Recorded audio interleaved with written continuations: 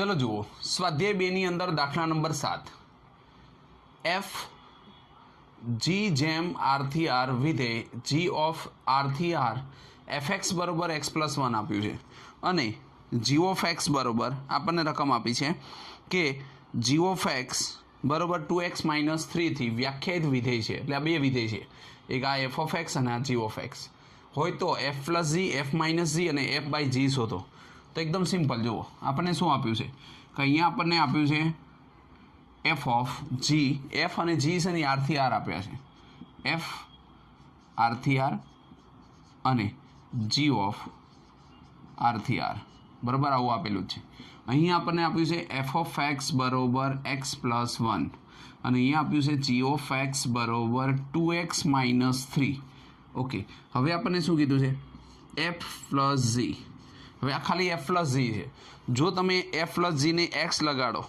એટલે કે આવી રીતે લખો કે એફ પ્લસ જી એક્સ તો તમે શું લખી શકો એફ ઓફ એક્સ અને પ્લસ જી ઓફ એક્સ બરાબર એફ ઓફ એક્સ એટલે શું તો કે એક્સ પ્લસ 1 અને પ્લસ જી ઓફ એક્સ એટલે શું કે 2x માઇનસ 3 બરાબર હવે અહીંયા જોઈએ તો એક્સ 2x તો કેટલા થશે 3x 1 માઇનસ 3 એટલે કેટલા થશે માઇનસ 2 તો F of plus G of એક્સની કિંમત આવી ગઈ 3x માઇનસ 2 હવે બીજું જોઈએ અહીંયા આપણને આપ્યું છે એફ માઇનસ સી જુઓ શું આપ્યું છે તો કે એફ માઇનસ જી હવે જો તમે બાજુમાં એક્સ લગાવો તો શું થશે F of X minus G of X F of એક્સની કિંમત કેટલી તો અહીંયા આવશે X plus 1 minus G of એક્સની કિંમત કેટલી તો કે 2x minus 3 x plus 1 minus 2x અને પ્લસ 3 2xમાંથી એક્સ જાય તો માઇનસ એક્સ 3 ને 1 4 તો આ એફ માઇનસ જી એક્સની કિંમત પણ હું આવી માઇનસ એક્સ પ્લસ 4 ઓકે અથવા તો 4 માઇનસ એક્સ લખી શકો હવે આપણને શું આપ્યું છે એફ બાય જી અહીંયા તમે કરી દો એક્સ તો શું લખી શકો એફ ઓફ એક્સના છેદમાં G of X F of X એટલે શું તો એક્સ પ્લસ 1 અને જી ઓફ એક્સ એટલે કેટલા 2x માઇનસ 3 ખાલી તમારે અહીંયા બાજુમાં લખવું પડે કે X is not equal to 3/2 કેમ કે અહીંયા 3/2 મૂકો તો 0 થઈ જાય તો આ એક જ કિંમતની શક્ય નથી બાકી બધી કિંમત તમારે શક્ય છે તો આ રીતે આપણે આને ગણી શકીએ બરાબર દાખલા નંબર 8માં જો એફ જેમ 1 1 2 3 0 -1 -1 3 a જેડથી જેડ એફ એક્સ બરાબર એક્સ પ્લસ બી થી વ્યાખ્યાયિત વિધેય છે એટલે કે તમને અહીંયા જોડ બનાવેલી જ છે કે તમે 1 મૂકો તો સામે 1 જવાબ આવે છે 2 મૂકો તો 3 જવાબ આવે છે 0 મૂકો તો -1 આવે છે -1 મૂકો તો -3 મૂકે તો એવી અહીંયા એક્સ પ્લસ બી જ આપે છે પણ એ અને બીની અંદર કઈ એવી કિંમત એ અને બીની હશે કે જેથી કરીને 1 મૂકો તો એક જ જવાબ આવવો જોઈએ 2 મૂકો તો 3 આવે તો તમારે એ અને બી શોધવાના છે ચલો આપણે શરૂઆત કરીએ અહીંયા 0 છે જો આપણે 0 થી શરૂઆત કરીએ અને અહીંયા મૂકીએ કે એફ ઓફ એક્સ એક્સ બરાબર 0 માટે એક્સ બરાબર 0 માટે હવે તમે જો અહીંયા 0 મૂકો છો એફ ઓફ 0 તો શું આવશે એ 0 પ્લસ બી પણ જો 0 મૂકો છો તો સામે જવાબમાં શું આવે છે -1 કેમ કે એફ ઓફ 0 બરાબર આપણે શું જવાબ આવવો જોઈએ 0 બરાબર -1 આવે છે તો -1 બરાબર આ તો 0 થઈ ગયો પ્લસ બી માટે બીની કિંમત કેટલી મળી આપણને -1 મળી ઓકે હવે x બરાબર 1 લઈ લો જો તમે x બરાબર 1 લઈશો તો શું આવશે જોઈએ અહીંયા ફરીવાર એફ ઓફ 1 બરાબર એ એક્સની કિંમત કેટલી 1 અને પ્લસ બીની કિંમત કેટલી આવી તો કે -1 હવે એફ ઓફ 1 જો તમે 1 મૂકો છો તો સામે જવાબમાં શું આવે છે 1 બરાબર એ અને અહીંયા શું આવશે -1 1 ને આ બાજુ આવવા દો તો એ બરાબર કેટલા થશે 2 તો એની કિંમત 2 આવી ગઈ જોઈ લો હવે જે સમીકરણ બને ને એની અંદર ગમે તે કિંમત તો મૂકો તો એ જ આવે જો એ અને બી મળી ગયું મૂકો અહીંયા એફ ઓફ એક્સ બરાબર એ એટલે કેટલા 2x -1 જો હવે કિંમતો મૂકશો ને તો તમને ઓટોમેટિક ખ્યાલ આવી જશે 1 મૂકો 2 એકા 2 2માંથી 1 જાય તો 1 જ આવે 2 મૂકો 2 દુ 4 4માંથી 1 જાય તો 3 જ આવે 0 મૂકો 0 -1 તો -1 જ આવે -1 મૂકો 2 કા 2 -2 અને -1 એટલે -3 જ આવે બરાબર. તો આ રીતે તમને એ અને બી મળી જાય એટલે આ સમીકરણ આપણને મળી ગયું. તો આપણે તો ખાલી એ અને બી જ શોધવાના હતા. એની કિંમત 2 આવી અને બીની કિંમત કેટલી આવી -1. ફરી વાર જુઓ, તમને એ આ સમીકરણ આપેલું છે કે તમે 1 મૂકો તો સામે 1 જવાબ આવવો જોઈએ, 2 મૂકો તો 3 આવો, એવું એક સમીકરણ છે જ. પણ અહીંયા એ અને બીની ખબર નથી કે કઈ હશે, તો આપણે કિંમત મૂકી જોઈએ.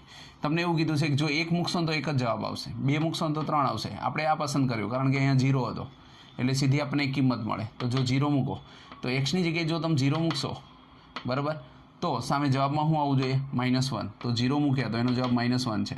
તો જ્યાં x હોય ત્યાં 0 લખાય પ્લસ b, તો આ 0 થઈ ગયું તો બીની કિંમત -1 આવી. ઓકે, હવે ફરી વાર આપણે આ 1 લઈએ તો 1 લીધો x બરાબર 1, 2 લીધા હોત તોય થાત, પણ આપણે અહીંયા 1 લીધો તો x બરાબર 1 મૂકો. જો 1 મૂકશો તો સામે 1 જ આવશે. તો f(1) બરાબર 1, એ xની કિંમત 1 અને બીની કિંમત આપણને -1 મળી. એકની કિંમત 1 હોય તો 1 જ રહે. એ -1 આ બાજુ આવે તો 2, એ બરાબર 2, તો એની કિંમત આપણને 2 મળી બરાબર. ચલો હવે દાખલા નંબર 9 છે એ અલગ છે. 9 આર એ એનથી એનનો સંબંધ છે. આની અંદર 3 સંબંધ આપ્યા છે: સ્વવાચક, પરંપરિતતા, સંમિતતા અને પરંપરિતતા. આ તમે સેમિસ્ટર 3ની અંદર જે પહેલું ચેપ્ટર છે સંબંધ અને વિધેય, એની અંદર આને ડિટેલ્સમાં શીખશો. પણ અત્યારે આપણને અહીંયા એક શરત આપી છે, સંબંધ આપ્યો છે કે a બરોબર b². તમે જે કિંમત લો છો એ કિંમત તમારે કઈ લેવાની છે? એ બી બિલોંગ્સ ટુ એન. પણ આવું જ થાય કે તમે a બરોબર b² છે એટલે કે એની કિંમત મૂકો ને તો સામે b² મળતો હોય બરાબર. એ કઈ રીતે જુઓ, તો અહીંયા a b છે, a એટલે પહેલો અને b એટલે પછીનો, તો a બરોબર bનો સ્ક્વેર આવવો જોઈએ. તો હું એવી કઈ કિંમત મૂકું કે જેથી કરીને બાજુમાં એનો સ્ક્વેર ગોઠવાતો હોય. જુઓ, એટલે કે આપણને r બરોબર શું મળે? આપણે કોને ધ્યાનમાં લેવાનું છે? તો કે a બરોબર bનો સ્ક્વેર. તો આવી રીતે કઈ રીતે બને? તો ધારો કે હું અહીંયા 2 મૂકું છું તો a બરોબર bનો સ્ક્વેર છે, તો અહીંયા શું આવવું જોઈએ? 4 આવવા જોઈએ બરાબર. જો એ 2 મૂકું તો અહીંયા બીની કિંમત જો હું 2 લેતો હોઉં, બીની કિંમત કેટલી લઉં? b બરોબર, ચલો હું 2 મૂકું તો અહીંયા શું થઈ જાય? 2 નો વર્ગ 4. તો એ બરોબર મને શું મળે? 4 મળ્યા. હવે b બરોબર માનો કે હું 3 લઉં છું તો b² બરોબર કેટલા મળશે? 9 થઈ જાય. કેમ કે a બરોબર અહીંયા bનો સ્ક્વેર છે તો એની કિંમત 9 થઈ જાય. તો એનો મતલબ જ્યારે હું મૂકું છું અહીંયા 3 તો અહીંયા મને શું મળે છે? 9 મળે છે. જો હું અહીંયા 4 મૂકું છું તો મને કેટલા મળે છે? 16 મળે છે. કેમ કે એની કિંમત મળતી જાય, સામે b² છે. તમે જો અહીંયા 5 મૂકો છો તો અહીંયા શું મળે છે? 25 મળે છે બરાબર. આ રીતે તમને ચાલ્યા જ કરશે. હવે આ વસ્તુને તમારે સાબિત કરીને બતાવવાની છે કે આવું આવે છે કે નહીં. તો જોઈએ, પહેલું આ તમને સંબંધ આવી ગયો. હવે એના ઉપરથી આ સાબિત કરો કે નીચેના વિધાન સત્ય છે. તો જો a થી a, અહીં શું આપેલું છે? એ મૂકો ને સામે એ જવાબ આવવો જોઈએ. જો મૂકો તો દાખલા તરીકે a બરોબર 2 લઈ લો, તો 2 લો તો 2 મૂકવાથી 2 જવાબ આવે છે. જુઓ, આવે છે. અહીંયા 2 મૂકવાથી 4 જવાબ આવે છે. જુઓ, તમે અહીંયા 2 મૂકો તો અહીં કેટલો આવવો જોઈએ? 4 આવે છે, જે શક્ય નથી બરાબર છે. એ મૂકવાથી 2 મૂકવાથી તમને 2 જવાબ મળવો જોઈએ. એવું કહે છે કે જો પ્રત્યેક a બિલોંગ્સ ટુ a માટે આવો જવાબ આવવો જોઈએ. a ઇન્ટુ a એટલે કે a મૂકો તો એ જ જવાબ આવવો જોઈએ. એટલે કે 2 મૂકો તો 2 જ જવાબ આવવો જોઈએ. તો આપણને અહીંયા એવું નથી આવતું. 2 મૂકો છો તો કેટલો જવાબ આવે છે? 4. એટલે કે 4 મૂકો છો તો સામે 2 જવાબ આવે છે બરાબર. એવું શક્ય થાય છે. એટલા માટે આપણે કહી શકીએ કે પેલી જે શરત છે એ શક્ય નથી બરાબર છે. પછી બીજું લઈએ તો આપણને શું કીધું છે કે જો વિધાન a b belongs to r, અહીંયા એવું કીધું છે કે તમે 2 અલગ અલગ કિંમત લો. a b belongs to r અને b a belongs to r, બંને સરખું થવું જોઈએ. માનો કે હું એમ કહું કે અહીં જુઓ, આપણે બીજી શરત લઈએ કે અહીંયા આપણને એવું કીધું છે a b belongs to r અને b a belongs to r થવું જોઈએ એવું કહે છે. તો આપણે ઉદાહરણ તરીકે લઈએ. માનો કે a બરોબર મેં કેટલા લીધા? 4 લીધા. તો મને b બરોબર શું મળે? 2 મળે. એનો મતલબ કે જો હું અહીંયા 4 લઉં છું તો અહીંયા શું મળે છે? 2 મળે છે. ઊંધું કરી નાખો. જો હું a બરોબર 2 લઉં તો b બરોબર મને કેટલા? 4 મળવા જોઈએ. આવું થવું જોઈએ. કેમ કે જો a b અને b a તો આવું થાય છે. જુઓ તો 2 4 4 2 તો છે, 2 4 છે કે નથી. તેથી આ પણ શક્ય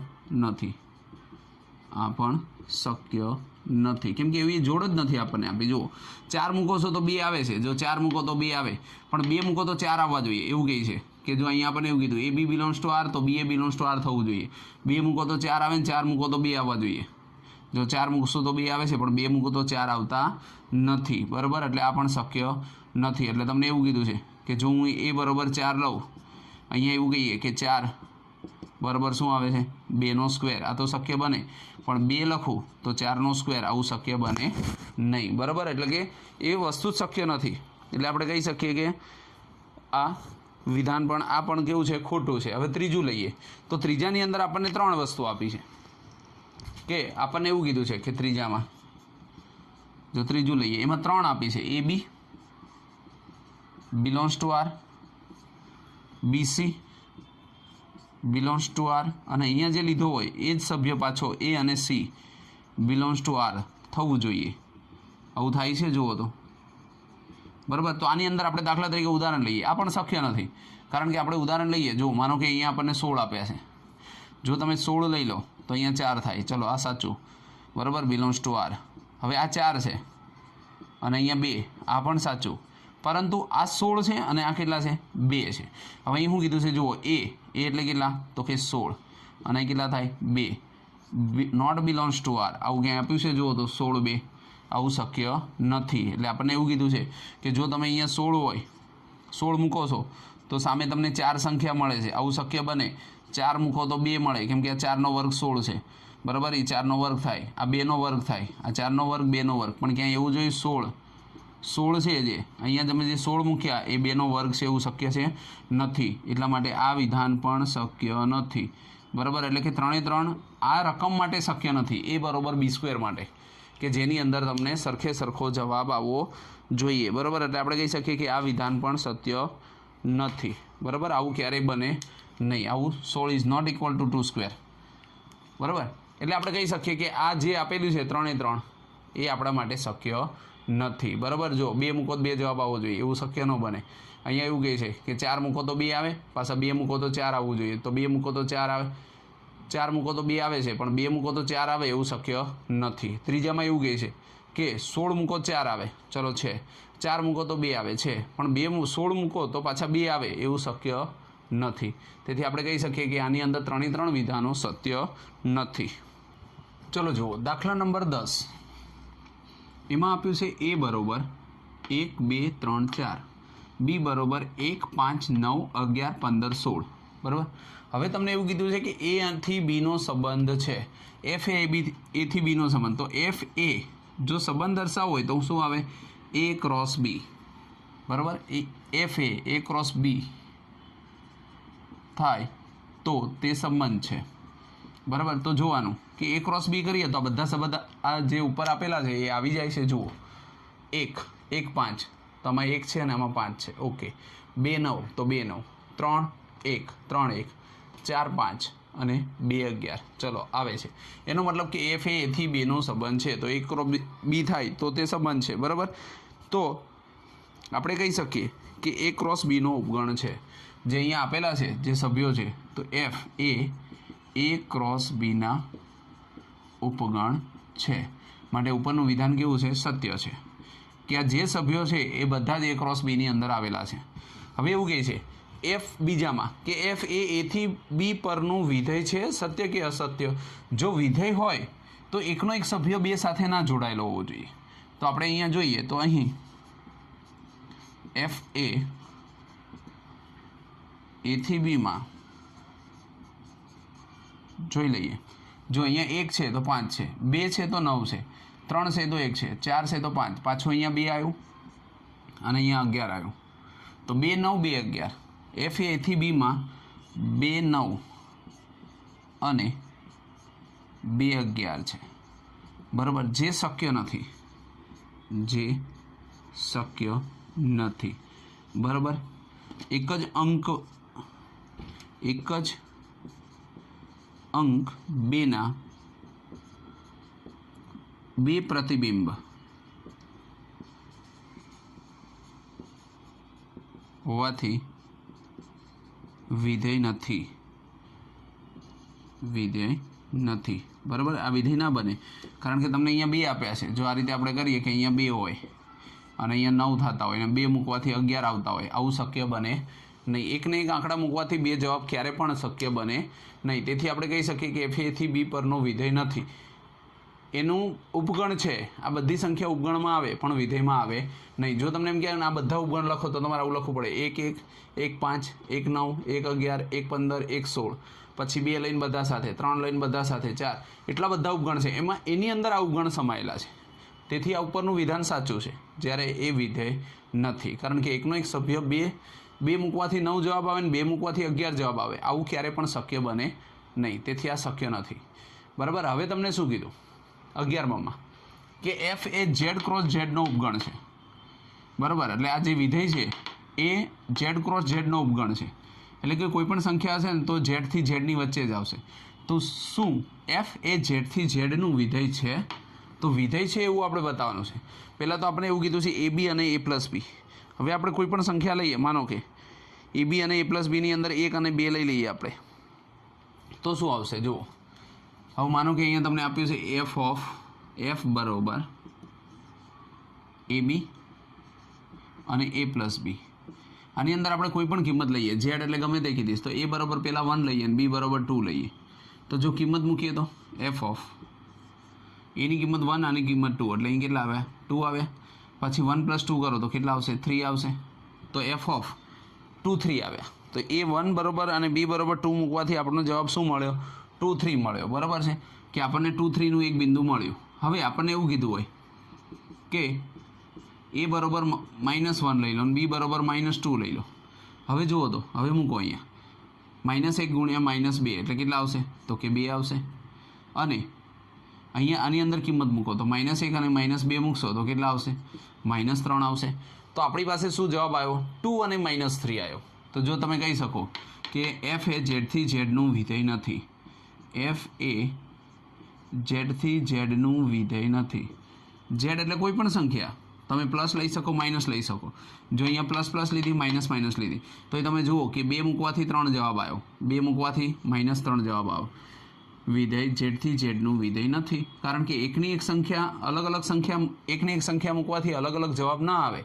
આની અંદર 2 મૂકવાથી 3 આવ્યા અને 2 મૂકવાથી શું આવ્યું -3. આવી રીતે કોઈ પણ ઉદાહરણ તમે લઈ શકો. મેં તમને અહીંયા 2નું ઉદાહરણ લીધું કે જ્યારે પણ તમે આવી રીતે લખો કે અહીંયા 2 આપેલા હોય અને અહીંયા તમને 3 આપ્યા હોય અને -3 આપ્યા હોય, તો 2 મૂકવાથી 3 આવે ને 2 મૂકવાથી -3 આવે એવું શક્ય બને નહીં. તેથી તમે કહી શકો કે એ પણ વિધેય નથી. તો બીજું પણ આપણને શું મળ્યું કે જે આપણને એ બરાબર 2 - 1 આપ્યા હતા એ પણ વિધેય નથી. બરાબર. હવે આગળ જઈએ તો આપણને છેલ્લે એવું કીધું છે કે 9 10 11 12 13 એ બરાબર 9 10 11 12 13 અને એફ જેમ એ થી એન એટલે કે એ મૂકવાનો સામે જવાબ એન આવવો જોઈએ. એફ ઓફ એન બરાબર એન હોય, નો મહત્તમ અવિભાજ્ય અવયવ એ એફનો વિસ્તાર મેળવો છે તો એફનો વિસ્તાર મેળવો. હવે તમે 9 10 11 12 13 મૂકવાના છે અને એનો અવિભાજ્ય અવયવ શોધવાનો છે. તો આપણે પહેલાં મૂકીએ એ થી એન કીધું છે. જો એ થી એન એફ ઓફ એન મૂકો તો સામે તમને એન જ મળે. ધારો કે 9 મૂકો છો અહીંયા તો એફ ઓફ બરાબર 9 થયા. તો 9ના ભાગ પાડો તો 9 એકા 9ના ભાગ પાડો તો 3 તરી 9 અને 1 બરાબર. આમાં મહત્તમ કયો અવિભાજ્ય થાય 3. પછી માનો કે એ રીતે તમે 10 લઈ લો છો તો અહીંયા 10 આવે તો 10 બરાબર તો આપણે કહીએ 2 × 5. તો આમાં મહત્તમ અવિભાજ્ય કેટલો આનો 3 આવ્યો આનો 5 આવ્યો. પછી એફ ઓફ અહીંયા કેટલા મૂકશો 11 તો 11 એકા 11 આનો મહત્તમ અવયવ કયો તો કે 11. પછી કયો આવશે એફ ઓફ 12 બરાબર 12ના ભાગ પાડો તો 2 × 3 × 3 2 × 2 એટલે કે 2 દુ 4 4 તરી 12 એમાં 3 મહત્તમ અવયવ કેટલો તો કે 3. અને પછી 13 લઈ લો તો એફ ઓફ 13નો મહત્તમ અવયવ કેટલો તો કે 13 એકા 13 એનો મહત્તમ અવિભાજ્ય અવયવ કેટલો થશે 13 થશે. આ બધા એવા આંકડા લીધા કે જે અવિભાજ્ય અવયવ કીધા અને એ પણ મહત્તમ અવિભાજ્ય અવયવ. તો એ જે મહત્તમ અવિભાજ્ય છે એ જ એનો વિસ્તાર છે. તો એફ ઓફ વિસ્તાર કેટલો થશે તો વિસ્તાર બરાબર આપણી પાસે આવશે 3 5 11 અને 13. આ એનો શું થઈ ગયો કહેવાય વિસ્તાર. બરાબર. આપણને અવયવ પાડ્યા અને આપણને એવું કીધું કે એનો વિસ્તાર શોધો તો આપણે એનો વિસ્તાર લખ્યો તો આપણને વિસ્તાર કેટલો મળી ગયો બરાબર. એફનો વિસ્તાર મળ્યો 3 5 11 અને 13. બરાબર. અહીંયા તમે 9 મૂકો તો સામે 9 જ આવે કેમ કે એફ ઓફ એન બરાબર એન આપેલો છે. એ મૂકવાથી કે પ્રાકૃતિક સંખ્યામાં આવવું જોઈએ. તો 9 મૂક્યા તો 9 10 મૂક્યા તો 10 11 મૂક્યા તો 11 12 13 મૂક્યા તો 13. તો આપણો વિસ્તાર આવ્યો 3 5 11 3 13. 3, 5, 11 અને 13. ઓકે, તો અહીંયા આપણે સ્વાધ્યાય 2 પૂરું કરીએ છીએ.